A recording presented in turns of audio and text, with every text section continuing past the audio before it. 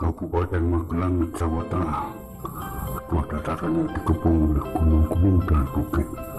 Gunung di timur ada Gunung Merapi dan Merbabu. Di sebelah barat ada Gunung Sumbing. Di timur laut ada Bukit Andong dan Telomoyo. Dulu Bukit Andong itu buat pelarian pada masa penumpasan ormas PKI. Lalu di selatan ada gunung, bukan gunung, tak ada bukit perbukitan Menoreh. Lalu di pusat Magelang itu ada Bukit Tidar. Nah, bicara masalah bukit dan gunung kan dalam umat Hindu dan Buddha kan sakral, terutama dalam hal ini umat Hindu, karena pada masa abad ke-7 sampai 10 itu kerajaan Mataram Kuno pernah berdomisili atau mendirikan kerajaan di Jawa Tengah, dan Magelang dari sebuah wilayah yang vital karena dikepung oleh bukit dan gunung. Makanya banyak bangunan candi, dan kita bisa menerka dari tahun keberadaannya. Misal di sebelah utara Bukit Tiga itu ada wilayah Meteseh. Meteseh itu berasal dari kata Mantiasih. Di sana ada prasasti Mantiasih. Itu Mantiasih bertuliskan tahun 907, berarti abad 9.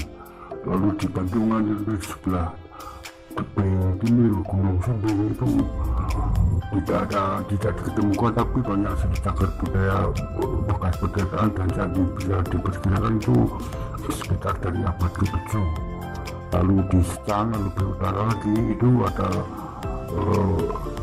juga itu di Supe, tapi tidak bertulis tahunnya, tapi juga bisa diperkirakan kira-kira itu abad ke-7. Lalu di Pakis Wetan itu sebelah tebing barat dari Gunung Merbabu itu diketemukan itu lebih paling muda, itu pada tahun 1226, jadi itu abad ke-10. Lalu di Candi Mulyo itu ada prasasti Kamalagi itu bertahun 827. Lalu di Salam itu di sebelah sebelah barat dari wilayah Kecamatan Borobudur yang berada di Buddha Borobudur itu ada prasasti Borobudur berarti sebelah barat dari sebelah timur dari Mubilan. Lalu Salam itu dan luar dasaran itu satu wilayah pada masa itu bertahun 732. Lalu di sebelah utara dari Borobudur itu ada perbatasan wilayah Martayudan sama Borobudur. Itu Kecamatan Martayudan dan Borobudur diketemukan prasasti bertuliskan tahun 867. Sedangkan di sebelah timurnya Pasuruan tadi atau di sebelah utaranya Candi Mendut itu ada wilayah Kecamatan Mungkit. Candi Mendut juga termasuk candi Buddha yang ada di Kecamatan Mungkit. Itu prasasti diketemukan namanya prasasti Pamegaswang, itu diketemukan 3, satu dicetak, satu prasasti ini gak bertulis dicetak itu di Sambut. Lalu di Sambal Tawang ditemukan 2 prasasti Pamegaswang, dan sebelah barat di seberang Sungai Elu diketemukan di Dusun Banyar di Desa Pasuruan, di Kecamatan Martayudan diketemukan juga prasasti Pamegaswang. Yang itu banyak banget itu bekas bangunan candi Hindu, tapi rata-rata udah pada rubuh karena erupsi Merapi pada 10, tapi masih ada juga beberapa yang masih berdiri. Misal di dalam video ini kali ini kita mengambil di daerah Selatan Kecamatan Sawangan, sebelah barat dari tebing Gunung Merapi. Itu sebenarnya Candi Lubu dulu ada di Kecamatan Dukun, karena di lokasi di tepi Sungai Aku dan tergerus erupsi lahar dingin, makanya dipindah ke Selatan Sawangan. Itu kita bahas masalah candi. Candi itu pembangunannya berdasarkan pada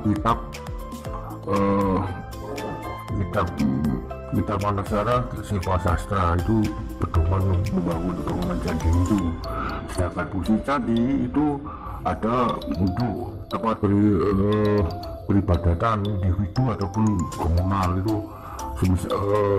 Hal lain ada untuk pemujaan dewa dewi dan atau tokoh yang didewakan. Lalu untuk menyimpan abu jenazah raja atau pendeta pandito, lalu tempat pendarmaan atau juga tempat tinggal atau asrama para pendeta dan sebagai pusat kegiatan agama. Sedangkan pada bangunan tadi itu ada perbedaan candi Buddha dan Hindu. Kalau candi Buddha tidak untuk meletakkan atau menyimpan abu jenazah, itu berbeda. Jadi itu nama ibu kota tadi berasal dari kata candika, itu termasuk manifestasi dari bangunan candi di duka atau di kematian. Bangunan tadi termasuk peninggalan Purwakala yang berasal dari kata itu tadi candika, dan kata tadi juga merujuk pada bangunan lainnya semisal istana, pemadian atau perdesaan dan gapura. Sedangkan untuk membuat bangunan candi itu yang dipersiapkan terlebih dahulu datang cari tanahnya atau lokasi, lalu pengujian tanahnya itu bagus untuk didirikan bangunan candi atau enggak. Masalahnya candi kan dari batu dan berat, makanya ambles atau enggak itu tanahnya layak enggak untuk dibangun bangunan candi. Lalu dibuat pastu buru atau semandala, itu pembuatan pastu buru semandala itu semandala itu setelah pembuatan bina sebelum dibangun dibuat bina, lalu menempatkan tataran ruang dan disesuaikan sama bina tadi itu. Lalu pengerjaan dan batu-batu tadi ditumpuk-tumpuk itu. Lalu yang dipilih itu kalau candi itu nggak sembarang tempat, itu harus jauh dari keramaian dan tenang atau dinilai keramat dan memiliki kekuatan jiwa. Itu kalau bahasa Jawa itu winyit angker itu tempat yang dibikin dibikin untuk membuat candi itu, yang pokoknya ada winyit supranatural. Lalu di kebanyakan di hutan tepian sawah atau yang buka itu, dan juga terutama adalah dekat mata air dan sumber air, mata air atau sungai itu tadi.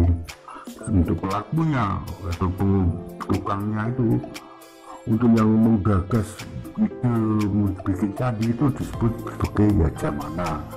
Sedangkan pimpinan proyek bukan pimpinan proyek tapi pimpinan pendeta yang ahli dalam ilmu pembangunan candi itu disebut sebagai stapata. Sedangkan lagi adalah arsitek dari bangunan candi, arsitek atau arsitek. Untuk ahli tekniknya disebut sebagai sutragrahin. Lalu pembuat bangunan candi dan batuannya itu membuat itu tukang titik, tukang nitik batu itu disebut sebagai caksaka atau sleeping gitu. Jadi kalau tinggal di Jakarta ada kata tempat namanya sleeping, itu juga pembangunan dulu tuh hunian para tukang buat candi itu pada zaman dulu gitu. Karena semua kan berdasarkan dari teknologi. Itu aja kita kali ini seharusnya kita kasih bonus video apa adanya. Salam budaya.